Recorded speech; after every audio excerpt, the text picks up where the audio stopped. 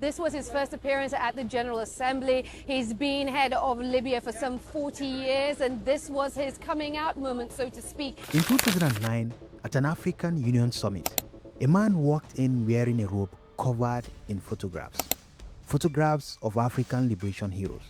He sat down at the head of the room and declared himself the King of Kings of Africa. Nobody had voted for him. Nobody had asked him. He simply decided, and the room mostly went along with it. The man was Muammar Gaddafi. And before you laugh at the title he gave himself, understand something.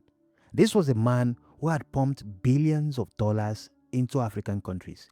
He had funded liberation movements across the continent. He had dreamed loudly, obsessively, for decades of a United States of Africa. One government, one army, one currency. Does that sound familiar? He was saying the same thing Kwame Nkrumah had died for. But Gaddafi had something Nkrumah never had. Oil money. Enormous amounts of it. So how does a man with that much vision, that much money, that much influence end up captured in a drainage pipe and killed by a mob on the side of a road? That is what we are breaking down today.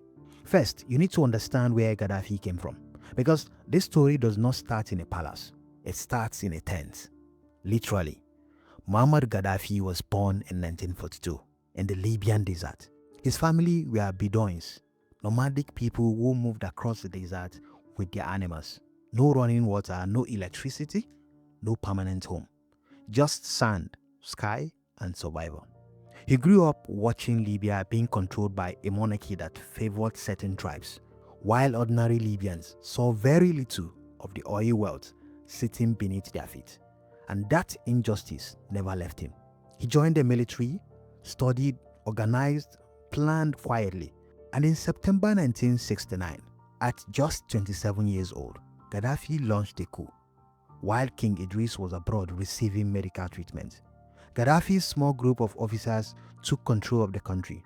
No major resistance, no bloodbath, just a clean, swift seizure of power. And overnight, this son of a Bedouin tent farmer was running one of the most oil-rich countries in Africa.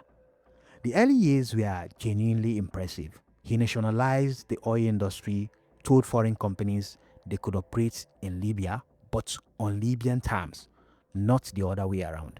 He built schools, hospitals, infrastructure. Before Gaddafi, Libya was one of the poorest countries on earth. Within a decade, it had one of the highest literacy rates in Africa. Free healthcare, subsidized housing, free education. For ordinary Libyans, life was materially better than it had ever been. And Gaddafi was not quiet about what he was doing. He had a vision, not just for Libya, for all of Africa. He looked at Africa and saw the same thing Nkrumah had seen. A continent rich in resources, being picked apart by foreign powers, divided into small, weak nations that couldn't negotiate on equal terms with anyone. And he decided he was going to do something about it. He pumped money into African liberation movements. The ANC in South Africa, movements in Mozambique, Zimbabwe, Uganda. He funded them when nobody else would. He hosted African leaders, opened his wallet, built relationships. He pushed for African Union to have real power, a single African currency, a single African army, an African central bank that would free the continent from the IMF and the World Bank. He said it loudly, repeatedly, at every summit he could find. And many African leaders listened because he was paying. But here's the complicated truth about Gaddafi. For every genuine act of Pan-African solidarity, there was something darker sitting right next to it. He funded rebels and mercenaries who destabilized entire countries. Chad, Sudan, Sierra Leone, Liberia, armed groups that tore communities apart, killed civilians, created conflicts that lasted decades. He supported terrorist organizations. The 1988 Lockerbie bombing, where a passenger plane was blown out of the sky over Scotland, killing 270 people, was linked to Libyan intelligence. He ordered the assassination of Libyan dissidents living abroad and at home. Political opposition was crushed.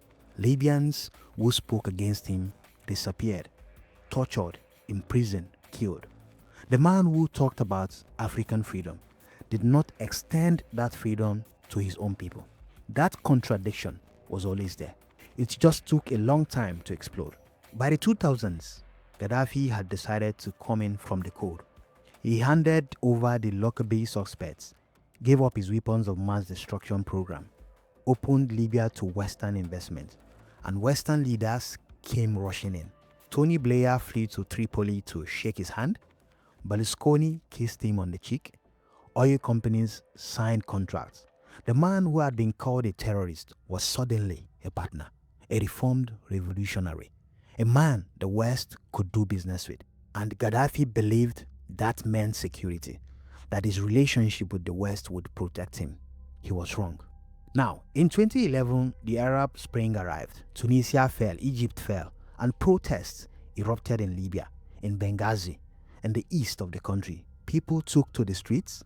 Gaddafi's response was immediate and brutal. He called the protesters rats, cockroaches. He promised to hunt them down house by house, street by street. Those words sealed his fate because NATO had been watching, and those words gave them everything they needed.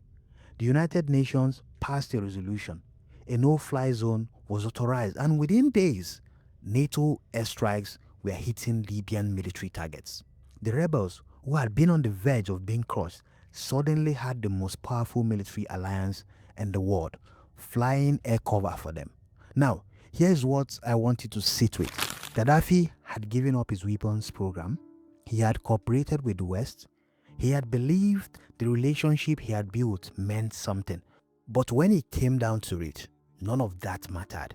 When the moment arrived, the West chose the side that served Western interests. And Gaddafi was left with an army that was crumbling, mercenaries who were running, and a population that has spent 42 years storing up grievance. By August 2011, rebel forces had taken Tripoli. Gaddafi fled. For weeks, he moved from hiding place to hiding place. The man who had ruled Libya for over 4 decades was a fugitive in his own country. On October 20th, 2011, his convoy was spotted leaving his hometown off site. NATO aircraft struck the vehicles. Gaddafi survived the initial strike. He crawled into a drainage pipe and was found there by rebel fighters. What happened next was filmed on mobile phones and seen around the world. He was beaten, humiliated, and killed. The king of kings of Africa died in a ditch. Today, the government of Libya announced the death of Muammar Gaddafi. This marks the end of a long and painful chapter for the people of Libya. And what came after that was not freedom. It was chaos.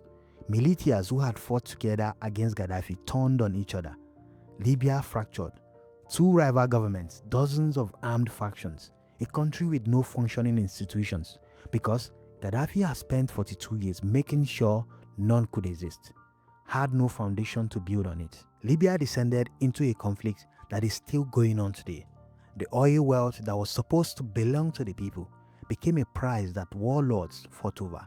Ordinary Libyans who had risen up for a better life got something far darker instead. So here's what I want you to take away from this. Gaddafi was not simply a villain, and he was not simply a hero. He was both at the same time. A man who genuinely wanted Africa to be free, but funded wars that made it bleed. A man who lifted his people out of poverty, but refused to let them speak. A man who dreamed of a united continent, but couldn't unite his own country.